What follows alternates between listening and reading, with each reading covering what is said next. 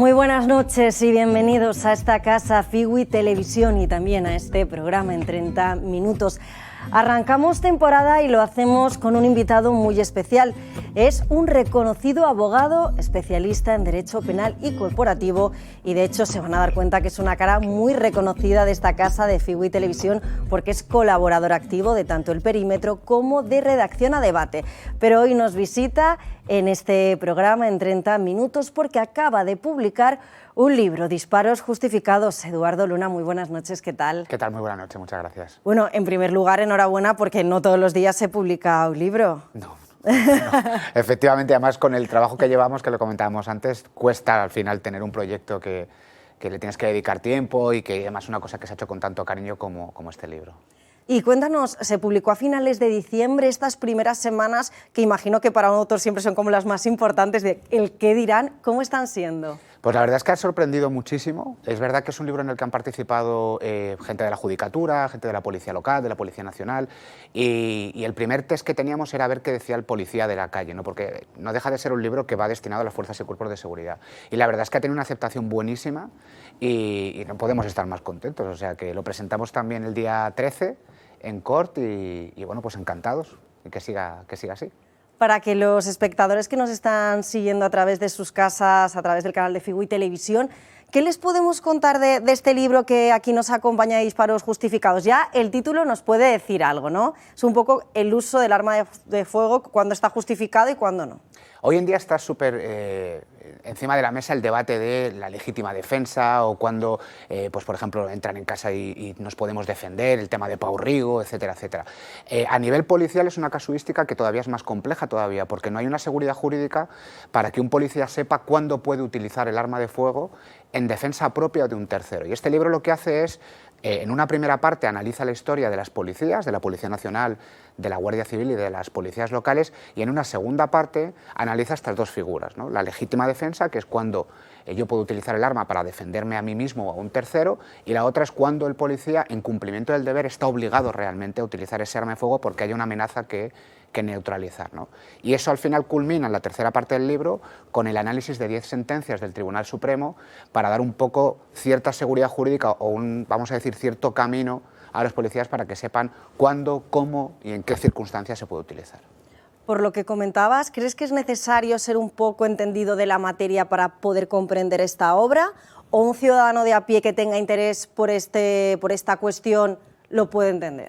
Es un libro que está escrito, como decíamos al principio, que está escrito con mucho cariño y que está escrito desde una perspectiva, en una parte técnica, pero otra parte más accesible a cualquier persona. Cualquier persona que lo lea lo va a entender y si no hay referencias muy concretas en las partes en las que son un poco más complejas, de dónde ir pues, para consultar sobre esos aspectos, ¿no? Yo creo que es un libro que si bien está dirigido a fuerzas y cuerpos de seguridad, a estudiantes de derecho, a criminólogos y a juristas, cualquier persona que lo coja va a encontrar en él algo que le va a aportar. ¿Y cómo es el momento o en el que te nace la idea que dices quiero publicar un libro y que sea sobre esta materia? ¿No es si lo haces para arrojar un poco de luz a esas fuerzas de seguridad que ves que tienen un poco de duda por el desconocimiento incluso de la sociedad? ¿Qué es lo que te lleva a decir quiero publicar un libro de este tema? Pues mira, son varios factores. Primero, hay una parte de mi trabajo que es la docencia, tanto en la universidad como en la Escuela Balear de Administraciones Públicas, donde se forman a policías, y te das cuenta que hay muchísima duda y hay mucha inseguridad jurídica en cuanto a ellos tampoco tienen claro cuándo realmente pueden utilizarlo, cuándo es proporcional el uso de la fuerza y tal. Y ahí, hablando con compañeros de la policía, pues te das cuenta que no hay obras que aborden desde una perspectiva más práctica este aspecto, y en una conversación de café pues surge el decir, oye, mira, ¿por qué no hacemos un libro de este estilo? Cortito, pequeñito, no excesivamente técnico, que sea fácil de leer y que al menos aborde las partes más importantes. Y así surge. Y en un año, año y medio, pues nació. Hablamos de este libro que dices, bueno, pequeñito, tampoco es tan pequeñito, Eduardo, no seas tan modesto. Bueno, es de la editorial Tirant lo Blanc, que también había apostado por ti en otras ocasiones, pero a mí siempre lo que me llama mucho la atención de un libro es cuando decidís el título. Es verdad que has dado al toque con estos disparos justificados, pero la gran pregunta sería, Eduardo, ¿cuándo un disparo está justificado por las fuerzas y cuerpos de seguridad del Estado, ¿no? Claro, en esto resumiríamos el libro y quizá toda la actuación policial en la oportunidad la proporcionalidad y la congruencia, ¿no? Que serían los 3 aspectos que el Tribunal Supremo dice que se tienen que analizar, ¿no? O sea, se puede utilizar cuando ese policía se enfrenta a una amenaza real e inminente, cuando se pone la vida en peligro, la vida propia o de un tercero, y cuando esa respuesta es proporcional al uso lesivo de la otra persona. O sea, si una persona viene con un cuchillo y está a cierta distancia, ahí, por ejemplo, estaría justificado que el policía sacase el arma y disparase. O si, por ejemplo, estamos ante una amenaza terrorista donde puede haber una inminencia, pues, por ejemplo, de una detonación en la que cause víctimas múltiples, ¿no? Hay diferentes casuísticas en las que están muy claras, y luego ya hay otras en las que son un poco más complejas a la hora de analizarla, ¿no? Hay que ir caso por caso, por eso esas 10 sentencias y por eso esos 10 casos de análisis para poder poner situaciones distintas. Realmente en los últimos años, con los sucesos e incidentes que cada día son más, y si nos lo decimos a nuestro amigo Julio Bastida, que tú siempre estás ahí en su programa, que parece que cada vez está más en el debate social y en la opinión pública el hecho de opinar sobre cuando un policía, un guardia civil ha hecho uso de esa arma de fuego. Especialmente, muchas veces en las redes sociales, no sé si te pasa, que ves ciertas imágenes, vídeos sesgados, que nos hemos perdido mucha información por el camino y parece que todo el mundo sabe cuándo está bien y cuándo no está bien, pero yo creo que realmente un porcentaje muy reducido tiene realmente lo que es la información, ya será teórica o práctica, de cuándo se puede o no. No, totalmente. O sea, en España tenemos, parece que es el deporte nacional hablar sobre cosas que no entendemos. En cuanto a la actuación policial, vemos, como tú dices, vídeos totalmente sesgados, partes de las actuaciones. Mira, los policías tienen una asignatura que es análisis de la actuación policial, donde ven este tipo de sucesos, los analizan e intentan detectar los fallos que han cometido los compañeros o cuándo está bien hecho.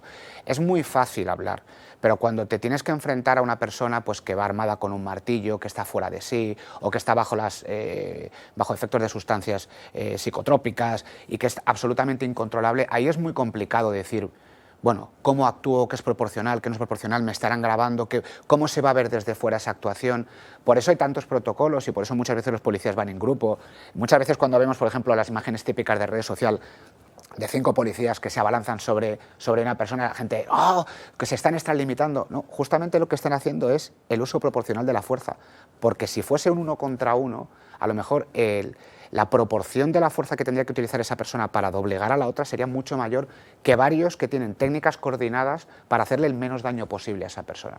Por lo tanto, claro, analizar actuaciones policiales vistas en redes sociales sin el contexto general es muy complicado y es un error también bastante común.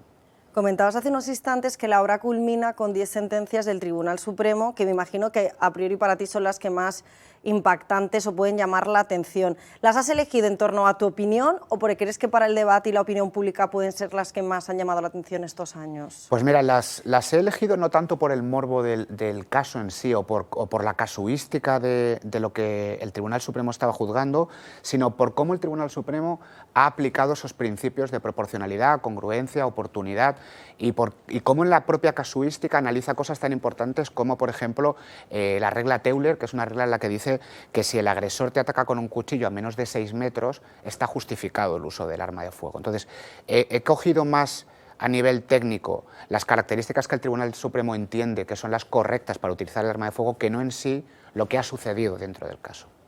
Es el 5º libro que publicas, me consta, pero el segundo del que eres autor único, por decirlo así. No sé si por ello es más especial que los otros o al menos el que más te ha hecho sentirte autorrealizado, por decirlo de algún modo. Sí, la verdad es que sí, porque al final, por la parte académica, estamos, no te voy a decir obligados, pero casi obligados a publicar y estamos obligados a estar en publicaciones científicas y hay muchos en los que te dan el tema, tú tienes que escribir sobre este tema. Tengo libros pues, de mediación penal, de inteligencia artificial, pero este es el único que he elegido yo sobre la temática y el único que he tenido la libertad absoluta de decir, mira, voy a escribir de esta manera, voy a hacerlo así y además voy a contar con gente de Policía Nacional, de Policía Local, que además Policía Local de Palma, que no deja de ser un libro hecho aquí en Mallorca, y con gente de la Judicatura, que he tenido la suerte de que una magistrada pues, nos ha ayudado en el proceso de elaboración del libro y además ha hecho un prólogo con mucho cariño también. Y al ser un libro más propio, más tuyo, ese proceso de creación que ahora nos comentabas, ¿ha sido un poco más complicado o te has puesto como el listón más alto? He sido como un poco más exigente, sí que es verdad, porque muchas veces cuando tienes que hacer un capítulo de un libro, te dicen, bueno, mira, 20 páginas, estas son las reglas de bibliografía, este es el tema que tienes que tratar y esta es la fecha de entrega. Aquí, como ha sido una cosa más artesanal, sí que he sido más cuidadoso en el tema de pues, dejárselo a policías que leyesen la versión cero, que me dijeran, oye, ¿qué os parece? ¿Se entiende? Porque claro, muchas veces tú escribes y lo entiendes tú, pero que lo entienda otro es otra cosa distinta. Porque además tú eres el responsable jurídico del área penal del Sindicato Unificado de la Policía y me imagino que ahora cuando decías que le has dado a leer a policías a compañeros del SUB le habrás dicho, oye, ¿qué opinas? También ese feedback es importante porque realmente es del target, del público que realmente les debe interesar y que la parte didáctica va dirigida a ellos. Sí, hay varios, sobre todo hay uno que le tengo mucho cariño, que me dijo, mira, con el primero lo utilizaba para dormirme, con el primer libro que le dejé para leer, dice, y este es el que me ha enganchado y en una tarde lo he leído del tirón. Y como te digo, hay una parte que ellos se ven identificados porque hay una parte de cómo se creó la Policía Nacional, cuándo nació, cómo ha ido evolucionando, pues claro, estas partes para ellos son más conocidas y luego la parte técnica, que es donde se pueden ver reflejados en el día a día en el trabajo. Porque además hemos visto que en redes sociales te están apoyando mucho. Sí, tengo la suerte de que están dándole muchísima difusión. De hecho, en Murcia ha sido uno de los regalos de Navidad que ha hecho el Sindicato de Policía a sus afiliados. Qué bonito, ¿no? Sí, muy contento. Me comentabas que día 13 de febrero se presenta en el Ayuntamiento de Palma. Me imagino que para también una persona de aquí debe ser especial en la ciudad poder hacer esa presentación, ¿no? Es un privilegio, primero que el Ayuntamiento te ceda un espacio como es el Archivo de Cort y luego que te dé ese apoyo, no solo autorizando al compañero de policía local que escribió parte del final del libro, sino que también ¿no? pues ese apoyo de decir, oye, preséntalo aquí que también lo cogemos como nuestro. He visto que al inicio del libro hay una dedicatoria que pone en recuerdo a todos los héroes caídos en el ejercicio del deber, especialmente en memoria de David y Miguel Ángel, funcionarios de la Guardia Civil asesinados en Barbate por una narcolancha. Sí, esto fue un tema que cuando terminamos el libro, en las partes, yo siempre empiezo un poco raro cuando escribo y dejo las dedicatorias para el final, ¿no? Porque es una parte cuando le das un poco una vuelta a lo que te ha costado escribir el libro, a quién te ha ayudado. Y había pasado meses antes el tema de estos compañeros fallecidos y ahí te pones un poco a pensar y decís, ¿aquí hubiese sido justificado el uso del arma de fuego para defenderse? Que evidentemente sí. Y dejar claro que lo que le pasó a estos compañeros fue un asesinato, que no tuvieron ninguna posibilidad de defensa y que si hubiesen tenido los medios necesarios quizás no tendríamos que haberle dedicado este libro. Porque hace unos meses, si no me equivoco, se archivó ya la causa contra los mandos de la Guardia Civil, ¿verdad?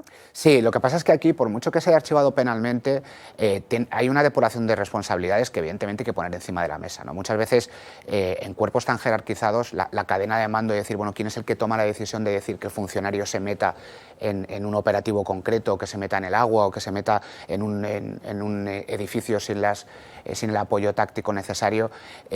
Claro, al final, ¿de quién es la decisión? ¿No? Si de la persona que decide acatar la orden o de la persona que da la orden. Por mucho que penalmente el tribunal entienda que no hay relevancia, es un tema que daría para hablar largo y tendido y en el que en el ámbito policial se entiende que sí que debería haber una responsabilidad, cuanto menos si no es operativa política. Bueno, quizás pueda ser una buena temática para un próximo libro. Pero vamos a dejarte respirar porque estás presentando el primero. Hay tiempo, ¿no? Me imagino que... Bueno, tiempo no tienes porque sé que vas a tope, porque también eres el director jurídico de Veritas Justicia. Os personasteis como acusación particular del caso Koldo, uno de los primeros en defensa de los intereses de los ciudadanos.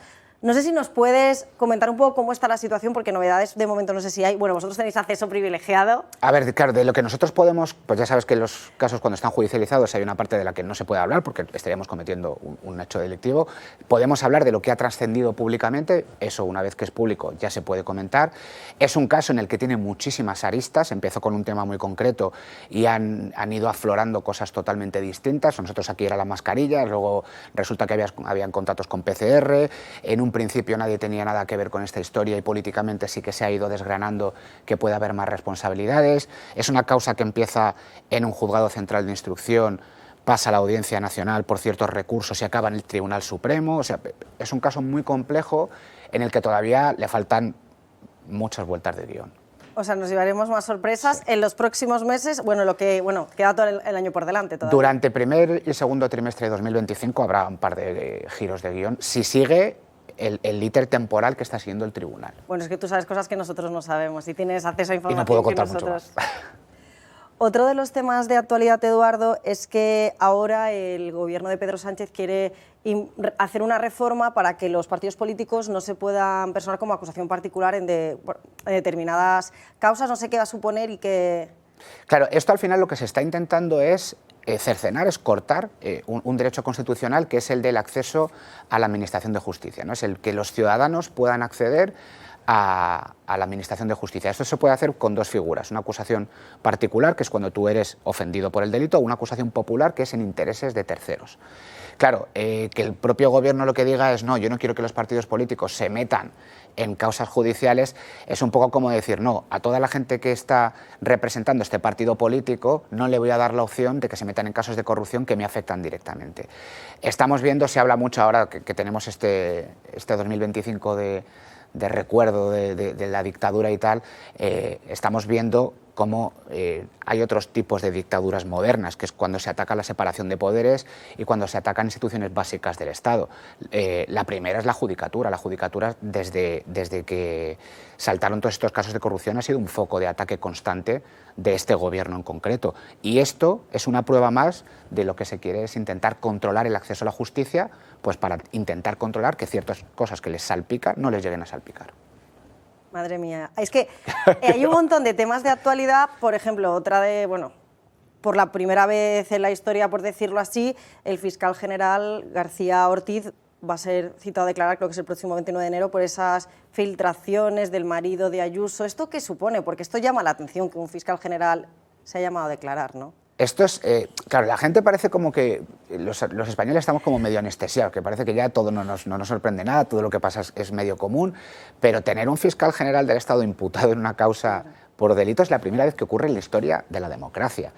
Y es la primera vez en la que además una asociación de fiscales está ejerciendo la acusación popular en contra de su propio jefe. O sea, estamos ante hechos históricos, siempre decimos que el gobierno de Sánchez es el gobierno de las primeras veces, ¿no? De los primeros macroescándalos que afectan directamente al gobierno, la primera vez que una primera dama, entre comillas, en nuestro sistema está investigada por un delito, la primera vez que el hermano de un presidente está investigado por un delito, la primera vez que un fiscal general del Estado está investigado por un delito.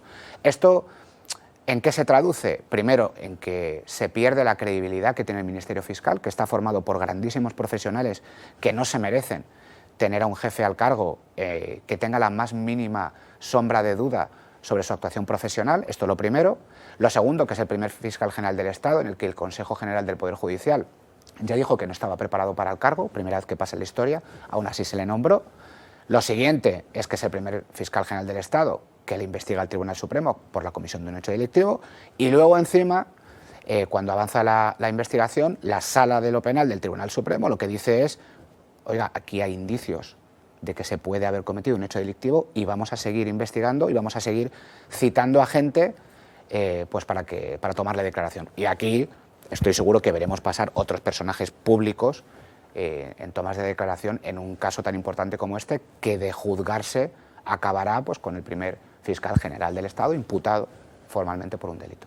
Decías hace unos instantes que parece que la sociedad está anestesiada. ¿Crees que realmente es porque muchos optan para mirar hacia otro lado o porque ya estamos a la espera de que cualquier cosa puede suceder en este mundo?